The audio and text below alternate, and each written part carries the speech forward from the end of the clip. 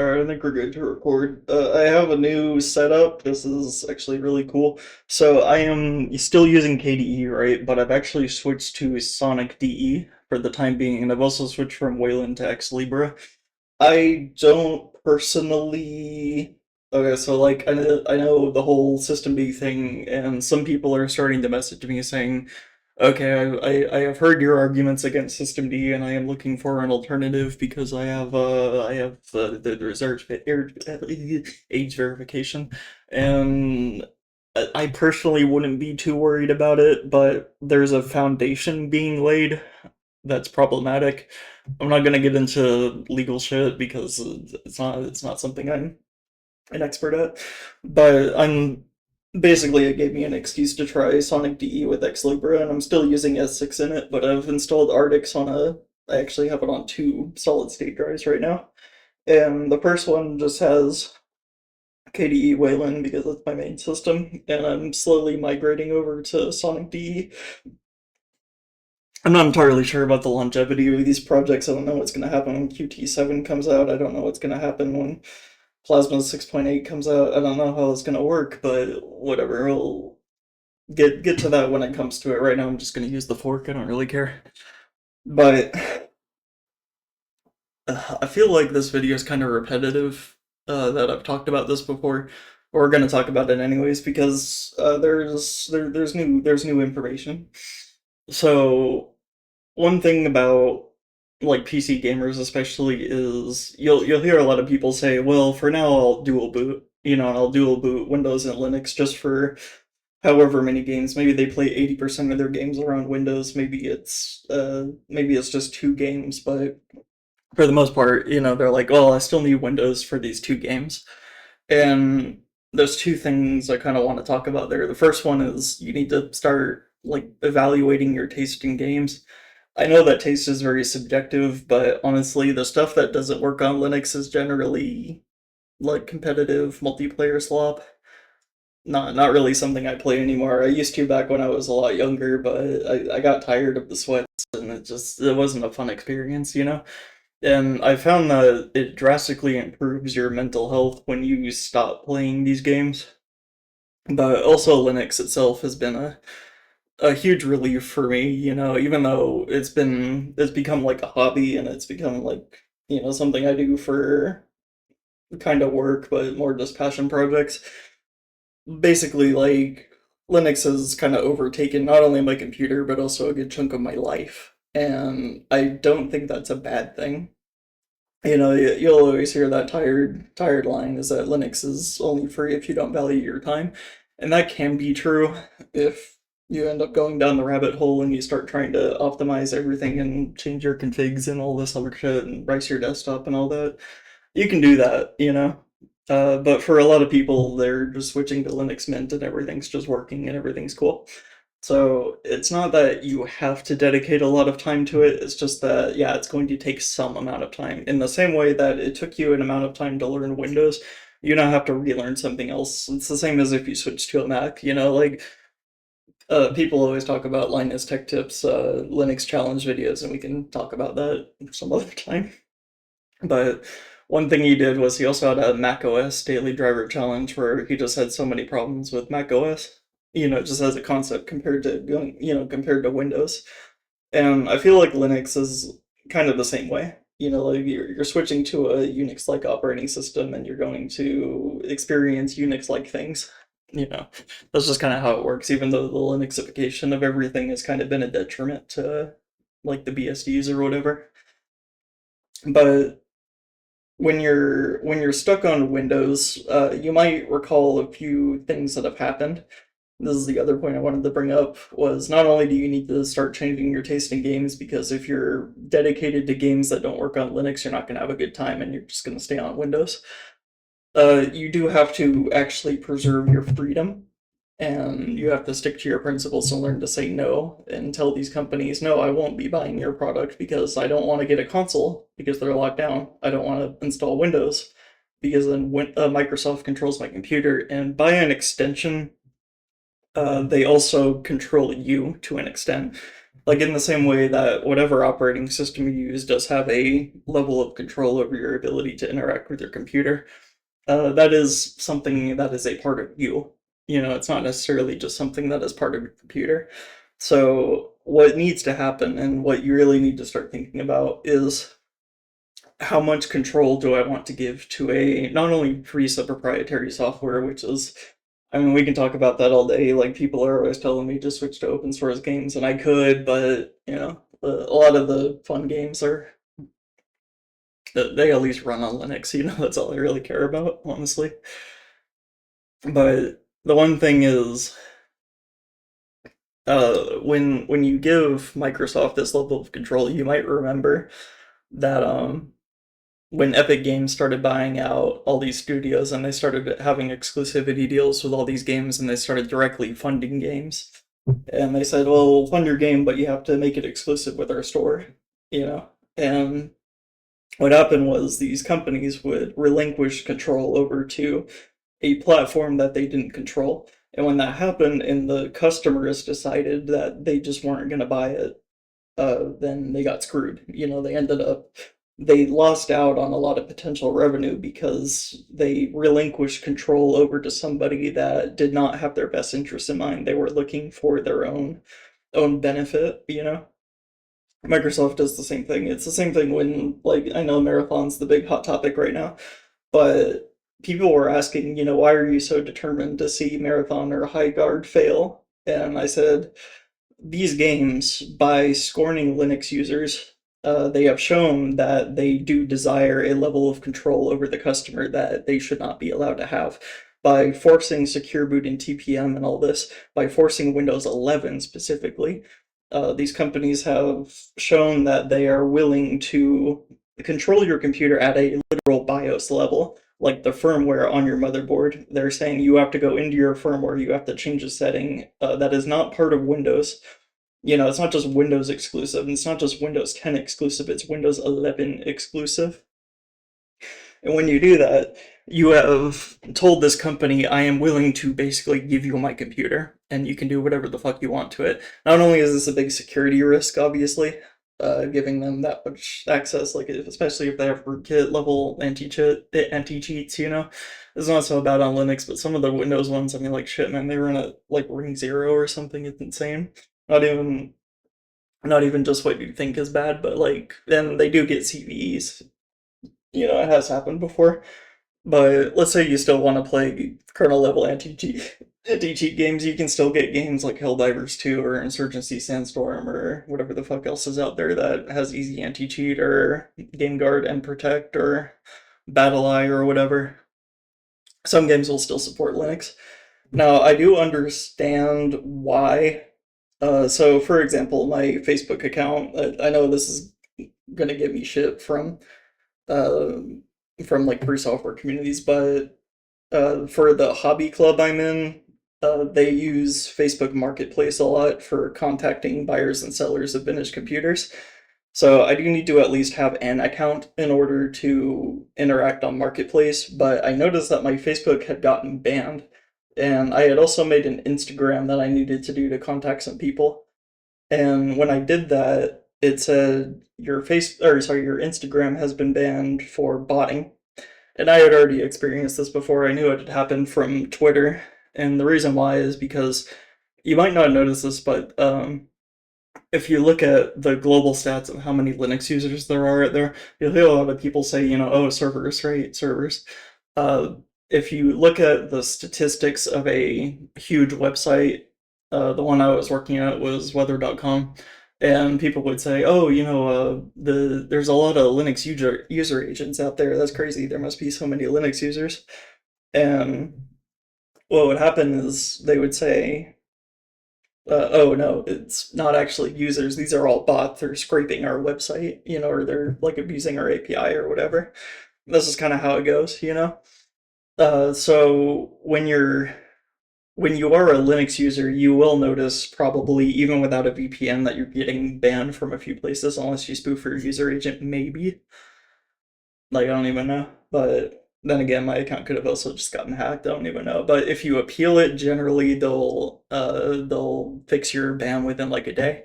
So Instagram did that. They fixed my ban in about a day, but because it was linked to my Facebook remained banned, and just wasn't able to do anything about it. There was no help center. There was no way to do anything, and I found that even after deleting my account, I wasn't able to make a new one, and I had to do some like really tricky shit involving some second phone, and I had to like use a fake birthday. It was really weird, but I basically had to spoof my information in order to get a new account, and then revert it all back to what it was supposed to be. I don't like having a Facebook. It's not something I want to have, but it's one of those things where it's like, do you want to interact with the world? Are you going to use a Linux phone, or are you going to use Google Play services? You're going to give out your government ID to upload to YouTube and link your GitHub in your profile, that kind of shit. I don't like it. It's just the way it is. That's the way of the world. Fuck it. I try not to engage in it. But past that, though, and as you can see, I am relinquishing control to a company that does not have my best interests at heart.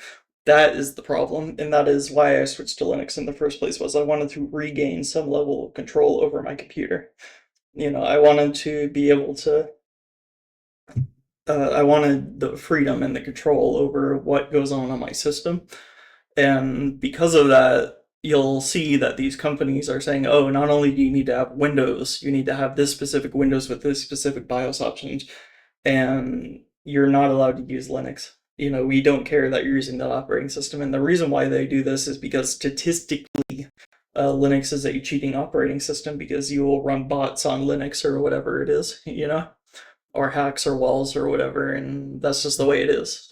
So I understand why they won't do it, but especially as Valve sells more devices, like, again, we're talking about proprietary software. It's not something I'm supposed to be talking about, especially on this channel, but again, I do have to talk about the way of the world sometimes. So because Valve is pushing the Steam Deck and now the Steam Machine so much, people will inevitably buy it, and they will find themselves using Linux to play these games. And as more and more legitimate customers are getting fed up with Windows, you can go watch literally any other channel to hear people bitch about Windows. But when you do that, um, people will start to voice their opinions, and they'll start saying, hey, I was going to buy this, but I don't have a dual boot right now. My computer is not 11 compatible. So I switched to Linux, and now that I'm on Linux, I can't play your game. And by, by buying that new machine, we're going to get into the second point, which is Sony has said that they are going to start pulling out of Steam a bit for their single player titles, but they're going to leave their multiplayer titles on Steam. Now, you might think, so if you've been watching gaming news at all, I know I kind of engage in that still, even though I fucking play like 2 games these days. Um, they have said this because it was allegedly because GTA 6 had been delayed for so long that they really needed revenue, and they needed to sell more consoles, because there's this problem when you decide to take control over your user base, especially when it comes down to a hardware level. Your user base is now a subset of who owns the hardware. So not only does this apply to consoles, but this also applies to Windows, where as more and more people switch to Linux, you are now losing potential customers. And so what they tried to do was they were like, okay, well, our PC sales suck because we're releasing our movie games like, a year later, and people have already seen the movie, so they don't need to play the game. Because why the fuck would you need to? It's a story game, you know? And so when they do that, they don't buy the game, or they're annoyed at the PC port being so shoddy, or they can't make a PS account or whatever, and all that shit. So they want control over their user base. And what they'll do is they'll say, okay, well, now you have to buy it on a PlayStation. So that way you'll go out and buy a PlayStation. But the problem is when you buy that PlayStation, not only are you now locked in Sony's ecosystem, but you also now have to abide by Sony's pricing.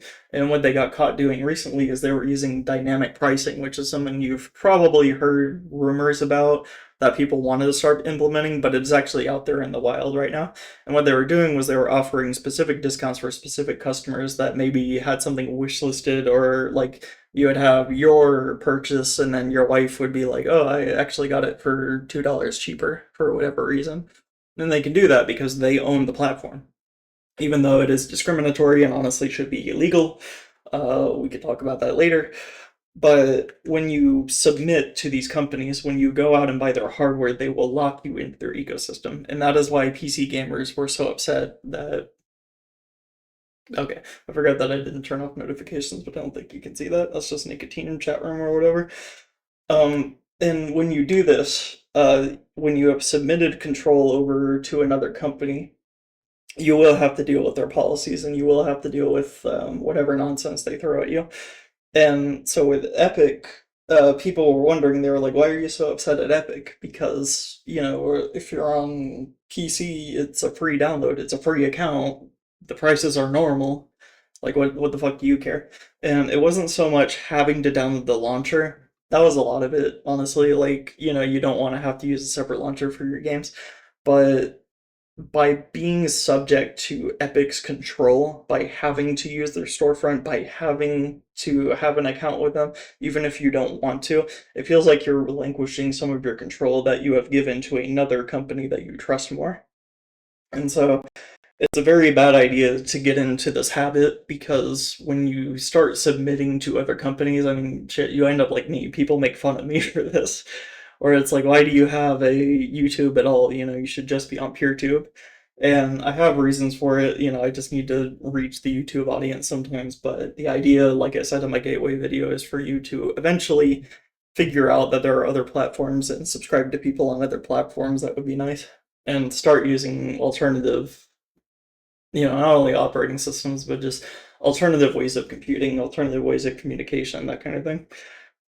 But, it's so when you're talking to people who are just switching over, there's that's why I've made so many videos talking about switching, and this is yet another one talking about switching.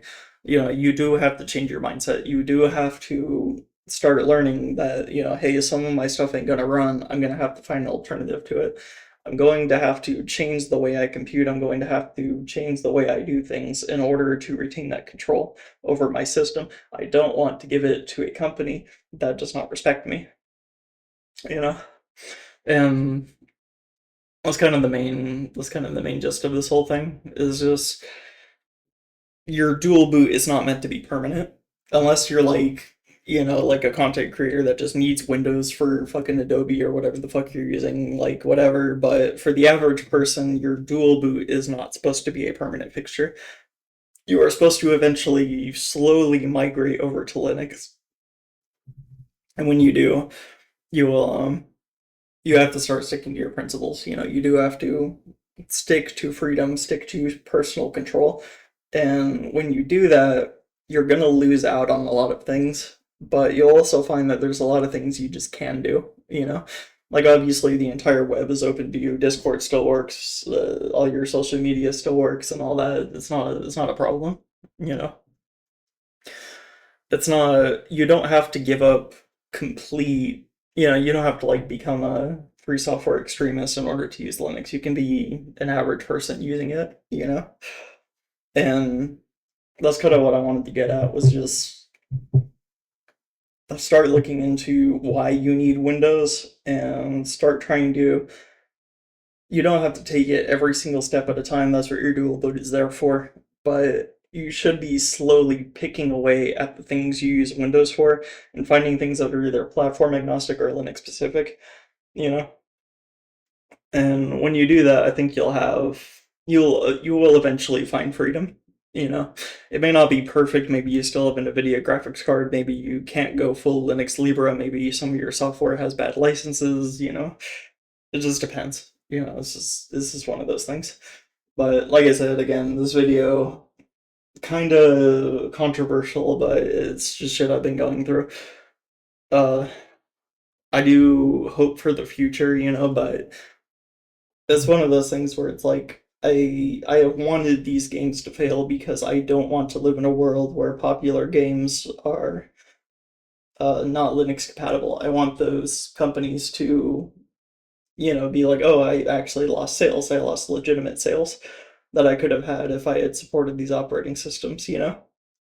And I think that's really where you need to take your stand, because it's not so much that you are going to change the world, but by changing your own world, you will eventually find yourself freed of these companies. You know, that really, I mean, if you haven't figured out by now that they don't like you, that they just hate your guts, you know? Like, that's kind of where we're at right now. But yeah, think about that. Just like try to find yourself a point where you're at least comfortable with what you're using. You know, I'm not even super comfortable with everything that I run on my computer. You know, but I try to sandbox it in a way that it doesn't affect my primary, like my actual computing. You know, and that's kind of what I'm getting at. And so I'll see you guys later. Bye.